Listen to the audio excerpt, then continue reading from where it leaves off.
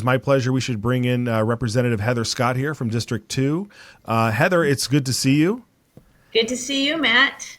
Very good. You've been very active this early part of the for the session. We've been following your insect and lab meat bill. We've been following this resolution or memorial about overturning Obergefell, and then of course this morning you were there with the flag bill. So we want to kind of touch on all of that, but I want to start. I want to start with what I think is such a great bill. The food labeling bill with the insects and the lab meat. So, and we've got some interesting B-roll to share with people as we talk about this to give people some highlights. But you during your presentation on this bill, you had noted that other states have outright banned lab meat and things like that. And you're not necessarily looking for a ban. You're more looking just for labeling and informing people, right?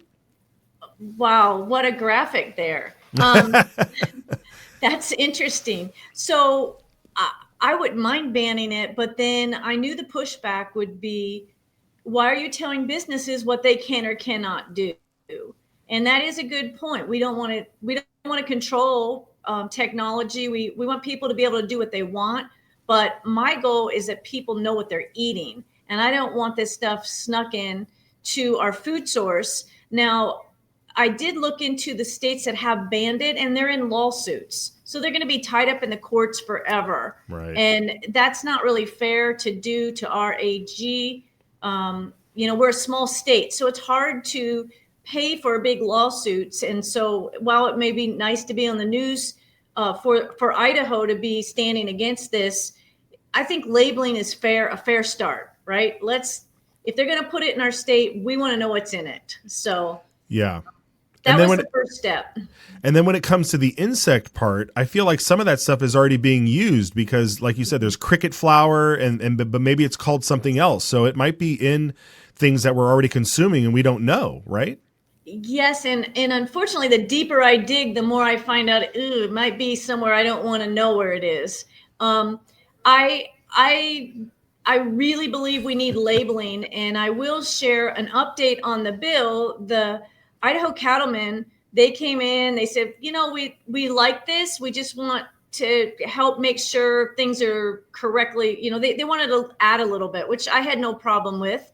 And so did the Idaho Farm Bureau. They're very firm on wanting good labeling. But I did just get some pushback from the Idaho food producers. They don't like the bill at all. They don't want to have the state be in control of labeling. And so this will be a roadblock. I have to figure out, how do I get around this? Do they want anyone in? Do they want anyone in charge of labeling? Do they just want to do it themselves? They want the feds in charge. So this will be the point that you're going to see the pushback, because I didn't see it too much on the cattlemen or the Farm Bureau, but the food producers, they're saying we want the feds to do it. I don't want the feds to do it. After COVID and all that, maybe we'll have 4 good years, but who knows what we're going to come up with coming up. And I don't want to trust the feds. I want to make sure the state. So we'll have to see how if we can tweak the bill in any way to get their support. But I don't know that we'll have the support of Idaho Food. I just got their paper today. It's Food Producers of Idaho. They're the ones that are probably going to not be in favor of this bill. And so hopefully I can still, we'll see what happens. So that's what to watch for sure. Yeah. Okay. Well, I feel like it's going to be, I feel like you won't have any legal challenges here, because if California can force everybody to put their this thing contains cancer on every single item that's on the shelf, then I think we can let people know that there's insects in their food. Very, very good. Okay. All right. Yeah. All right. Let's move on to yesterday. Big hearing in House State Affairs with this memorial. And the place was packed, as it normally is in House State Affairs when it comes to these types of issues. But what we really appreciated about this is that this is about states' rights, and it's about having the conversations. I think you even mentioned this in your closing. Like these types of conversations that you heard today in committee, you want to have those conversations and have it matter on setting the course here in Idaho. So, yeah, talk to me a little bit about how you felt this hearing went yesterday. I thought it went well. I was corrected by one legislator. He said, we've got to get away from calling it states' rights. It's state sovereignty. And that is correct. I know what I mean by states' rights, but it is state sovereignty. And that's kind of what we mean by states' rights. And so I thought there was a lot of testimony in there. That's all stuff we should be having at the state level. I don't know if the public knew. There was a gentleman that came in with a gun, a long rifle strapped to his back. And I don't know if that made the news. I don't ever watch the news because I don't trust them. But it was interesting to me because I'm presenting to the committee and I'm watching the faces of the committeemen, and all of a sudden their eyes got really big and they're just like, they're glaring behind me. And I'm like, uh-oh, something's going on behind me. And I was so tempted to just turn around and check, like, what's going on? But I kept presenting. You kept it then cool. When he came up to testify, I thought, well, maybe it was the guy with the gun. So, but it's an emotional issue for many. A lot of people feel like because the Supreme Court sided in a way they like, they don't want they want that to be settled science, settled law, what have you. And that's not how government's supposed to work. The states are supposed to take care of these issues that are not mentioned in the U.S. Constitution. And definitely it is not the federal government's role to be defining marriage and state marriage laws. Yeah, I mean that's I can't. You have no argument for me on that one. I think it's good. So I mean I don't see this meeting any resistance on the floor. Do you? I think it has a good chance of passing the House. Yeah, I think it should pass the floor House. I hope the Senate will take it up. I know the Senate doesn't like controversy, and in the paper, they lied about this bill. I will call out the guy like Igor or Eon or something like that from the Idaho Statesman. That guy, I mean, they just propagate a narrative that is not true. And so a lot of people came into that hearing not understanding this is about states' rights and their ability to have these conversations. They were all upset. And I had little old ladies calling me. I had one lady, she was 80 years old, and she said, you're going to kick all the gay people and the gay married people out of Idaho. I said, no, that's not what this bill does. So I really am frustrated with these newspapers down here. They lie. They just flat out lie to push a narrative. And unfortunately, that's what we deal with down here. But I'm glad you're talking about it on your show, because that's good. You can get the message out. Yes, thank you. I appreciate that. That's what we're trying to cut through that. It's horrible watching. We try to not pay attention. Like there's always this contemplation of like, should we go through their headlines and counter them? But then we're always playing on their field, and I don't like that. I like our game field better. We set the narrative.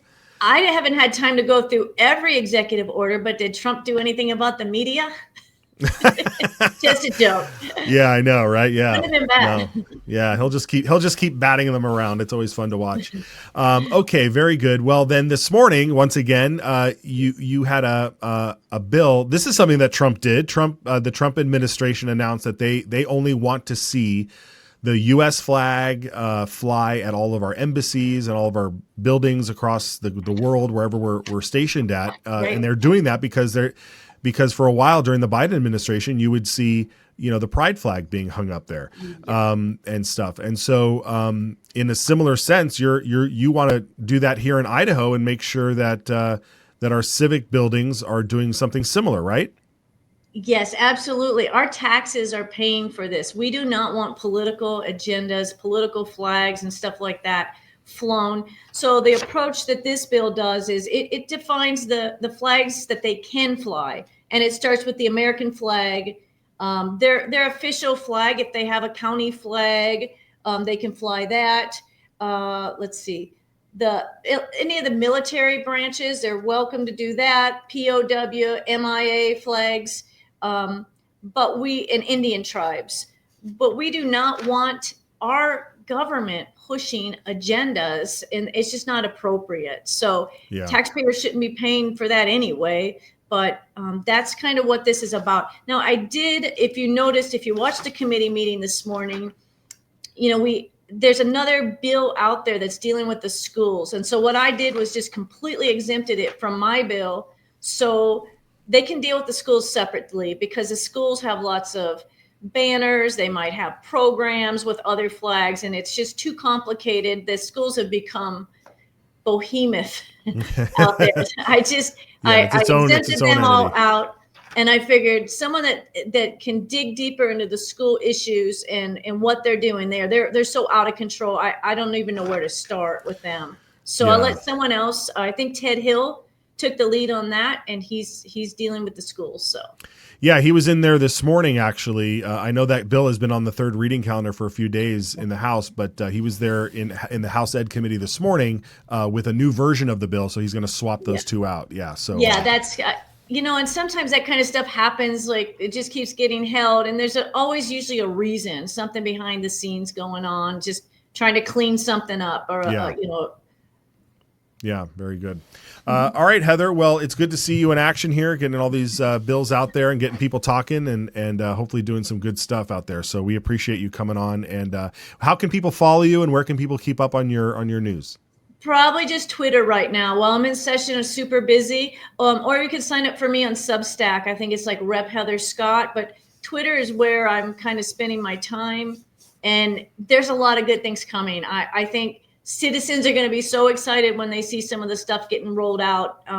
You saw a big tax cut today, $252 million. You're going to start seeing some other things come. And it's time to clean up our code. We have a conservative body this year. I know there's a lot of voices out there maybe sharing otherwise, but we are in a position now where we can really clean house in Idaho.